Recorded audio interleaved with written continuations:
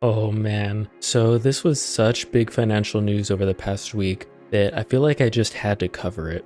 I think by this point, everyone and their mother has heard about how what was once the second largest crypto exchange in the world, second only to Binance, has now collapsed and is filing for bankruptcy. So in this video, let's go over what FTX really is, how this all started, who this guy is, and most importantly, at the end, I'll be giving my thoughts on the future of the crypto industry. So Sam Bankman-Fried was the founder of FTX, and up until recently was viewed as a crypto genius, this godsend bestowed upon us by the heavens, essentially the second coming of crypto Jesus Christ, a messiah if you will, as he was actually able to step in and bail out a bunch of smaller crypto companies over the years, and has also been credited with giving millions of dollars away to different organizations of his choosing, all for the sake of philanthropy.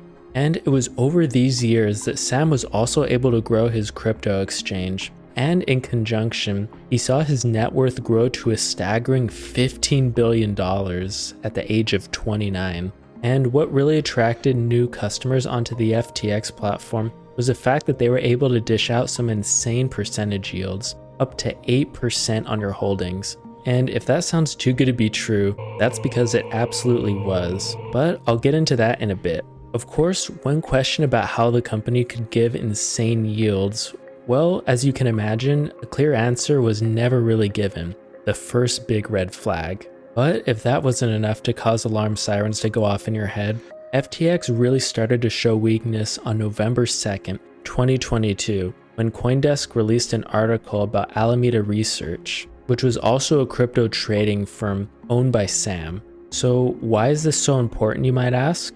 Well, it just so happened that Alameda Research owned billions of dollars worth of FTX's native FTT token. And after this was announced, FTX's main competitor Binance announced it would drop its entire stake in FTT, obviously smelling some sort of foul play, which caused the price of FTT to fall faster and harder than a massive log being squeezed out of unforgiving cheeks, inevitably to be flushed away down the toilet.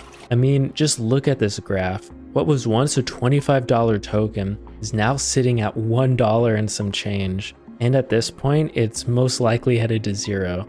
And as you can imagine, because Alameda had such a huge stake in the FTT token, they also went bankrupt, along with FTX and FTX US. And this led to probably the scariest and most shocking thing for all users on the FTX platform. On November 8th, FTX halted all crypto withdrawals, meaning that every single person who had money in their accounts could no longer access it. So think about this for a second. I wouldn't be surprised if a good number of FTX's 1 million users had deposited most, if not all of their life savings into this platform.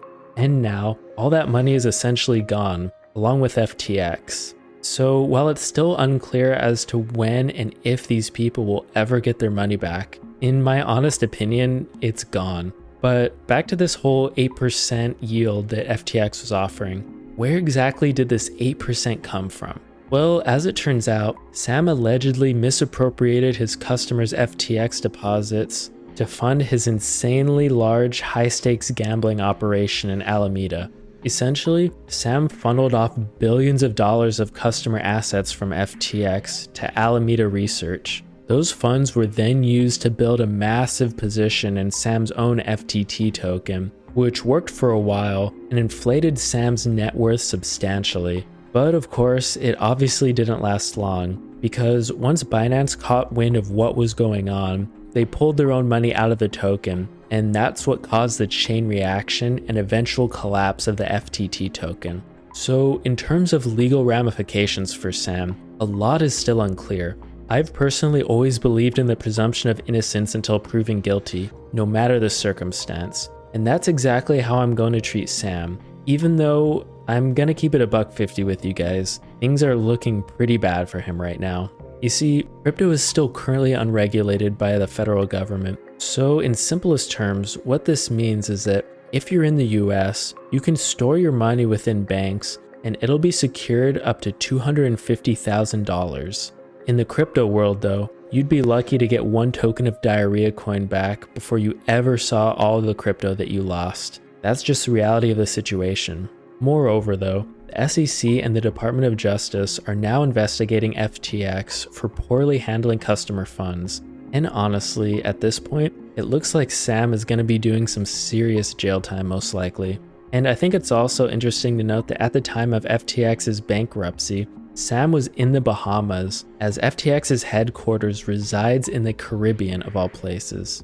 However, don't think Sam is safe in the Bahamas, as they have an extradition treaty with the United States, meaning that Sam can be brought back to mainland and charged with all of his alleged crimes. And now, this brings up the good old debate of whether or not crypto needs to be regulated or not, so something like this doesn't happen again. On the plus side, if regulation occurs, instances like FTX will probably never happen again, or at the very least, people will be insured when and if funds are ever mismanaged.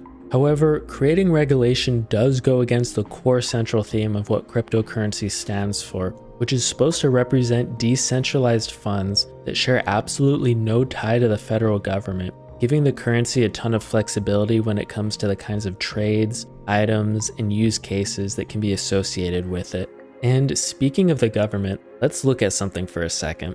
Aside from the red flag of the 8% returns and siphoning insane amounts of your own money into a sister company that you own in order to inflate the value of your own crypto token, Sam also did something else that was rather interesting looking back on it now, that I'm not seeing a lot of people talk about right now. If you ask me, Sam was doing all his virtue signaling like donations and charity work to hide what he was really doing. Listen to this. Sam had reportedly donated $50 million to the Democratic Party in 2020. You know, probably to fund this guy getting into office. $700 billion and $1,300 billion. What exactly does this mean though? Well, in my opinion, his political contributions to the Democrats and all of his philanthropy were about making himself look as good as possible and buying protection from what looks to be a clear-cut case of fraud. So essentially, he was paying off all these Democrats in order to buy him protection. And to hide behind the Ponzi scheme even further, Sam was able to get some of the biggest celebrities to endorse FTX, from the likes of NFL legend Tom Brady to the investor and host of Shark Tank Kevin O'Leary. And of course, let's not forget all the biggest financial YouTubers like Graham, Jeremy, Kevin, and Andre. So honestly, while I can't solely blame these YouTubers for pushing the sponsorship, I think I'd be lying if I didn't say it was disheartening. But let's face it, I think the average person would have said yes to a $50,000 a month sponsorship. It's honestly just unfortunate that it had to all go down this way. And now because of it, $2 billion of customer funds that were held in FTX will most likely never be seen again by the original investors. I think if we're going to take away anything from this, it's not that we should be inherently distrustful of crypto or crypto exchanges, or that we should go out of our way to legislate and regulate crypto, even though that's most likely going to happen now after this dumpster fire. I think the main takeaway here should be to not put all your eggs in one basket. Diversify your wealth and keep it spread out over several different accounts. And I think this is especially true the higher your net worth is. Don't put your life savings into Bitcoin. Put your life savings into much stabler investments like Diarrhea Coin.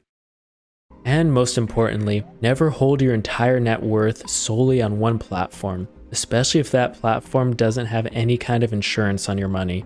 Overall though, if we look back at 2022, this has probably been one of the worst financial years we've seen in a long time. And I can totally understand how people can be demoralized after watching stocks tank all year. And now we have this FTX situation, which has caused the crypto market to tank even further. And while I don't claim to be some stock or crypto wizard, I can promise you one thing. These times that we're in won't last forever. And if I were to place a bet, I would say that in 3 to 5 years, the markets will have already hit new all-time highs again.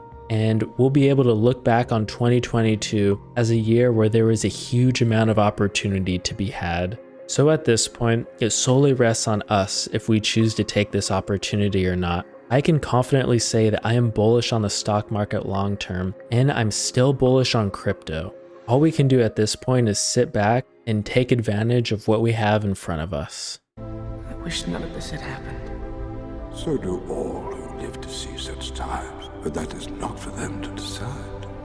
All we have to decide is what to do with the time that is given to